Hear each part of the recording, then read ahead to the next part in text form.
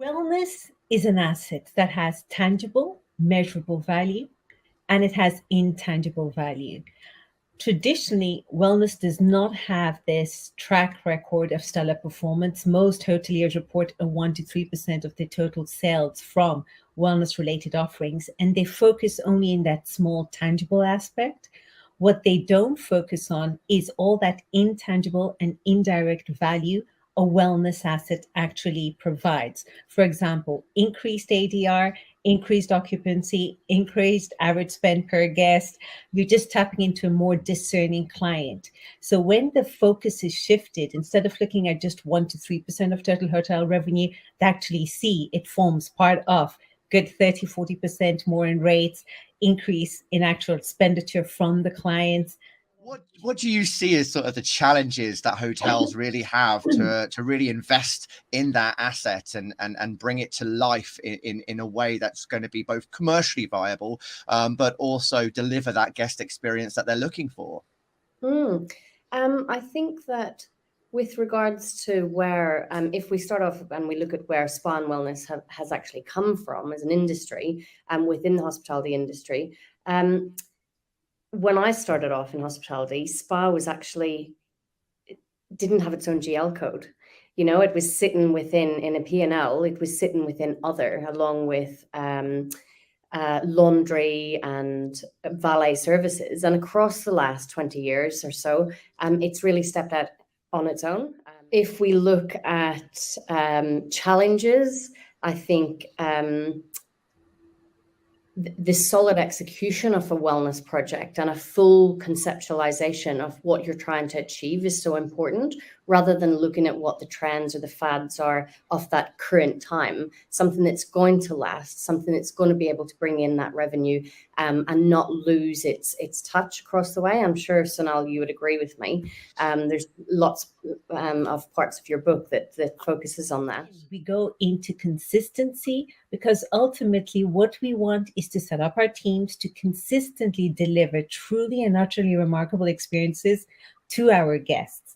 And then once we've got plan, implement, and iterate in place, then is where the magic happens in engagement, the last E. It is that icing on the cake. It's where we go the extra mile to truly curate special moments. And that's when we get exponential in our outreach. So just imagine today, each person probably has between all the social platforms, 7,000 followers, some far more. I think, knowledge is power. The more we know about our consumer, the more we know what our guest likes, the more we know what they don't like also. We are empowering our people to actually personalize the experience for the guests. It's that knowledge, knowing that they have the right information at hand to actually deliver the guest the experience they're looking for. It's actually quite simple. They tell us what they want. They have the information, and we can our team should be able to access that information and provide it to our guests. And that's also part of the system, making things work right from the get-go. It's not about finding extraordinary talent to do extraordinary work. Challenges that I have come across within hotel industry and in the operation quite a number of years ago. And one of them was around online systems that, we were trialing out at the time, and it wasn't pulling on live availability. So actually you were making a booking, but you weren't really, you were making a reservation. So then you had to have a spa receptionist call you up to confirm the time, confirm availability, and book it all in. Whereas now with the integrations that we have within One Journey and any of our products, it allows inbound calls to decrease massively. We've got 25% reduction of inbound calls across One Journey hotels as a whole, 62% increase in revenue. We are getting systems that can make our lives more efficient and increase revenue, and also, take the strain of the profit and loss and take the strain of our team.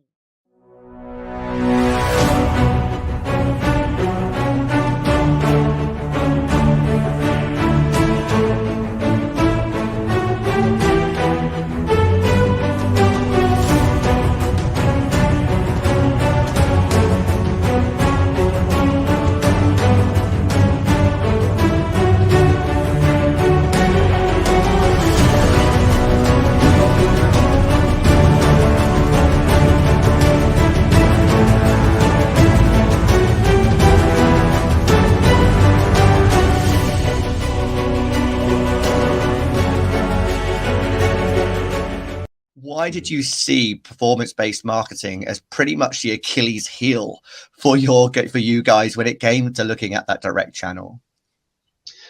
So we, over the past 5 to 8 years, as performance marketing has become more and more prevalent, we've become so focused on putting more money into that pot because you can so effectively measure all the channel and all your return, which is like the big temptation about performance marketing. You can go, oh, I'll try this new channel, see how it performs. Oh, great, I've got more revenue coming in. You can measure everything. But in some ways it can be a little bit short-sighted because you can only you get the best performance on people who are already searching for your brand. All we're doing is bidding on the same people who are already aware of our brand. We weren't pouring more people into the top of the funnel. So we kind of went back to our core. We looked at those stories as that is the main thing that we have. And we are independent hotels. They are supporting local communities. So we are doing good things for the communities. So that all comes kind of booking good, version 1. So first year was very much that education piece, trying to get that message across in a really nice way, focus mainly on TV, digital, kind of the wide spread with TV, and then the focused doubling down on more specific groups of audiences through kind of Facebook and YouTube. Can you talk me through what guest data was really important to identify that audience and how much testing has been involved to make sure that works well for you guys? Yeah, of course. So we've been collecting obviously data for years and years on our customers. We know quite a lot about them. We know the kind of the obvious things. When they stay, have they stayed recently? Are they on our rewards program? So we know all those kind of things about them. We kind of, from a very high level point of view, we're doing quarterly market surveys via, I can't remember the name of the company now, but we're basically surveying people on the street, working out their prompted awareness, their unprompted awareness, and seeing how Best Western rank. We obviously want to see those metrics going up and get into more where some of the other brands are. So that's kind of the very high level metric. But then when it comes to kind of how we're targeting on our digital channels, it's all about creating the right segments of people that we're targeting and working out which are the best ones for us. So for us, one of our main focuses has been kind of getting more of that first party data. We know that everyone's moving away from cookies and relying on that third party. So we had to do everything we could to secure as much data as we can in a GDPR compliant way. So we know that there's a wealth of guests who haven't had a touch point with us. So it's about how can we capture them. So we've been working with a supplier called Stampede, who do really nice kind of opt-in forms on Wi-Fi signups, and that's been a really great source of data for us as well. And so that gives us a wealth of people who have potentially stayed via an OTA, have stayed, enjoyed the brand, but haven't booked direct. So that's a really rich pot for us to get involved with. We built our own technology within our website so we can essentially give parity to ensure that we've always got the same cheapest rate. So that's been a really huge development for us and something that's making an impact, because we can directly see if a hotel's not in parity, conversion rate goes down. Why would you book with us when it's £10 cheaper on booking.com, for example? You just wouldn't. Photographs and Memories, produced by Haynes Marcoms as a travel market life series. For more, visit travelmarket.life. So what did I do? I had to take the curtains off the windows in the bathroom, wrap it around me, and walk down into the breakfast room. And that's why I chose the picture, because we did everything you can do in London for 4 days. And when we asked them, okay, what has been your favorite picture and your favorite attraction in London, they said, oh, for sure, visiting the statue of Peter Pan. When I was at that time with my fiance, I often joked with him that I like to climb the highest mountain and swim in the deepest sea, and I have to do that before we consider having kids. And I asked the architect, are we good with fire safety? Everything is under control? I said, yeah, it's Italy. Yeah, more or less. And said, okay, let's try. And at some point, out of the blue, everything started to burn down. And this was one day before the opening. what was meant to be a fun trip, the team was getting tired, sweaty. They were cursing me behind my back, and I could hear them saying, did we have to go in July to go to the Wadi? And out of the blue, it started raining. Now, there's a big talk around eco and sustainable hotels and travel offerings. Can you tell me what defines an eco hotel? It's a really good question, and I'm pretty sure there exist a lot of different definitions in hotels calling themselves eco-hotels. For ecohotels.com, the online hotel booking site that I've been working, started 3 years ago, we connect and cooperate a lot with GSTC, Global Sustainability Tourism Council. They acknowledge and recognize a bunch of different certifications and certification bodies. And if a hotel has one of these certifications, we know the audit is done correctly, as well as we can be transparent with the travelers about what specific certification it is. So for our perspective, it would be primarily the GSTC recognized, acknowledged ones.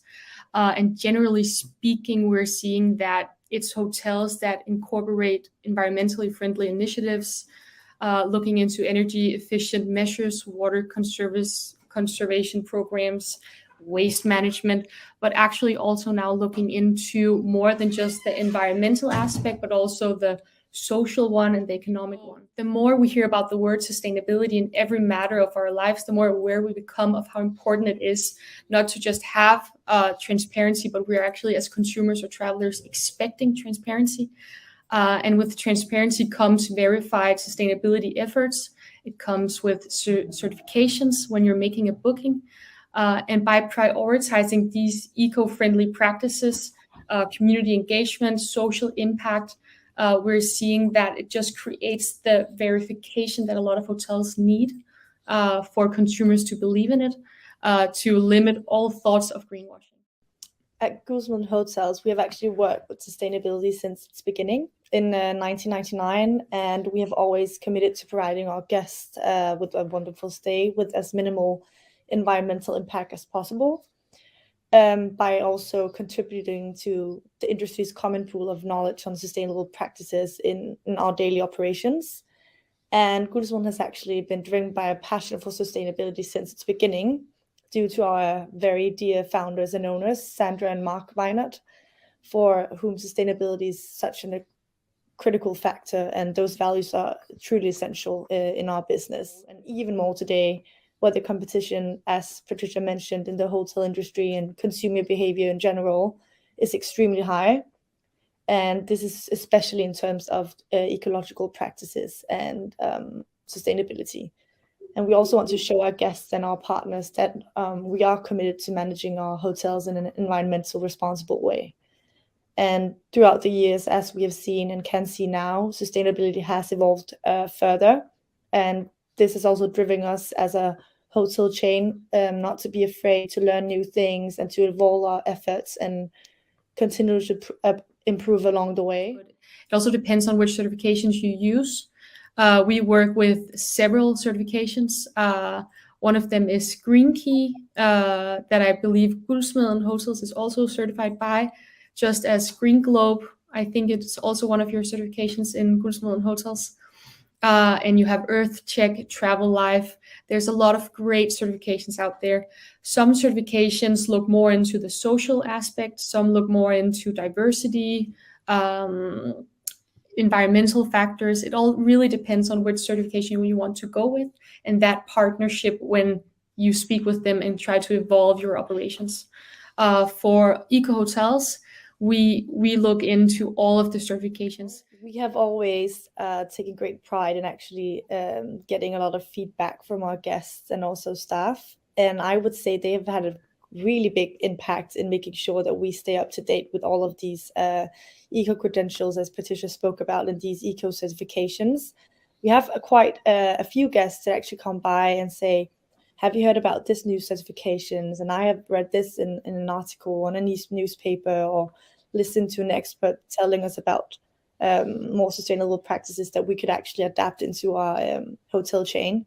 So that has been a really great aspect to have a guest that actually values the sustainability aspect.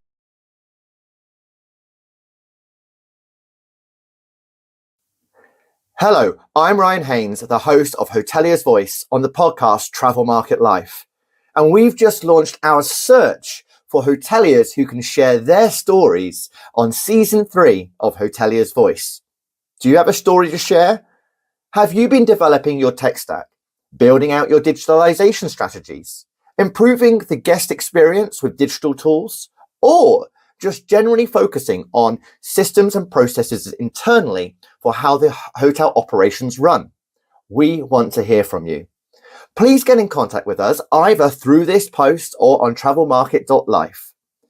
Whether it's addressing issues with housekeeping, operations, revenue, commercial, events, MICE, hospitality, food and beverage, we want to hear, especially if there's an element of technology in it.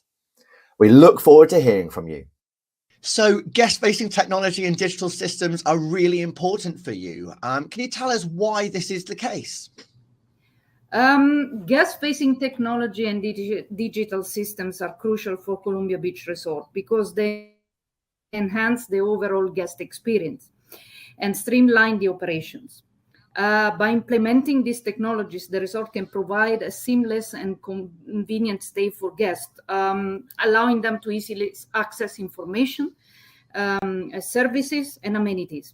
Not only that, it also enables to gather valuable information about the guest, valuable profile information that can be used to personalize the guest service and improve the operational efficiency. We are using tablets with another system to check in guests in the lobby or in the room if they like to check in the suite, in the comfort of their suite, or by the pool. I mean, they can check in wherever they want. They are not standing at a cold front desk, having to pull out the papers and the IDs, but they can sit at the bar, enjoy their favorite drink, and check in, getting all the information from the receptionist, as well as they can check in also with Inspire, with the application, because they are flying and they can check in from their flight on their arrival date. It's also beneficial to their role because it makes you approach the guest in a more friendly way. Being behind the counter, it makes you feel like you have a barrier in front of you, which is the desk. So the staff, they feel more closer to the guests. They have a different interaction with them when they are sitting in the bar and they're having the drink. They're talking about other things, not necessarily about information about the resort. So they make the guests feel comfortable, and they feel more comfortable themselves to give information according to what the guest requires, which is very important for us, the guest profile. Being a boutique resort with a limited number of rooms, let's say 169 rooms. So we are very much focused into personalizing the service. So the guest profile for us is very important. It's a treasure of information. Guest liking, he doesn't like, food intolerances or type of pillow to be used, or the preferred transportation, and so on. So it's very important under the integration point of view with micros, not only with micros, but also with the revenue and reservation system, which is another system. The impact of all these systems for the operational systems, of course, staff retention, yes, because staff are facilitated by these technologies. Something that you used to do manually before, in the heat of 40 degrees, sometimes in Cyprus can be very hot outside. So it's done by a computer. And this is very good because instead of going to the suite and checking if it's clean, you see it on a digital screen. You see it on your mobile app. So you don't have to walk up there. There are some villas. Most of our villas, they do not have lifts. So you have to just go up and down the stairs. Technology is always evolving. So you have to keep up with these changes. You can't stop. So we cannot say, okay, now we are set. We wait for a couple of years. No. It's yearly, it's constantly. Whenever there is a new update, you have to keep up with it, and you cannot miss the chance to implement a new system or a new upgrade or something new.